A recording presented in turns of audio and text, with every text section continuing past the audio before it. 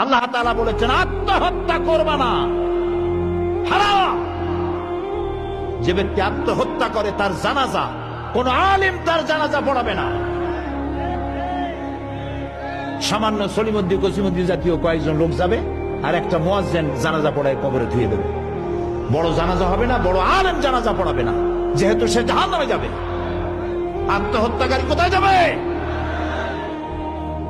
কিন্তু এই যুবক পোলাপানগুলি ওরা তো বোঝে নাই, ওদেরকে বুঝানো হয়েছে যে তোমরা যদি এই কামটা করো একেবারে বেহেশত তো যাবাই, মরার সাথে সাথে আল্লাহর সামনে গিয়ে হাজির হয়ে যাবে।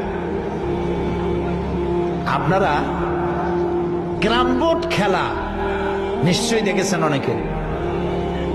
আর ভাই কইতে লজ্জা কি, আমিও তো খেলছি ছোটবেলায় ক্যারাম বোর্ড খেলা। এটা কি কোনো গুনাহ নাকি? আমিও খেলছি। ক্যারাম বোর্ড খেলাটা কি?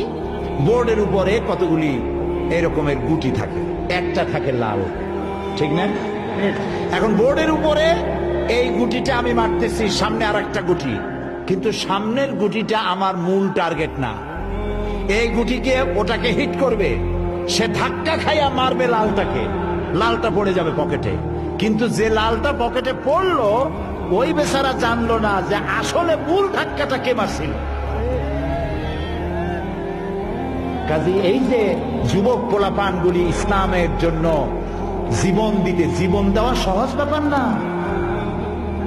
কত বড় নেশা, পাগল বানায় এদেরকে, মরবার জন্য এসেছে, মরবে সে। একজনে নাকি মোষ খুব বড় ছিল, হাত দিয়ে মোষ এরকম উঁচা করিয়া তারপরে মদ খাইতেছে বহুত কষ্ট করে। তারপরে লোকেরা বললো তো তুমি এত কষ্ট করে মদ খাইতেছো কেন, হাত দিয়ে মোষ এত উঁচা করিয়া? কয় যে ওলামাদের কাছে শুনেছি কিছু পান করার সময় মোষ ভিজলে তা নাকি মকরু হয়। ও খাইতেছে কিন্তু মকরুর ভয় করতেছে।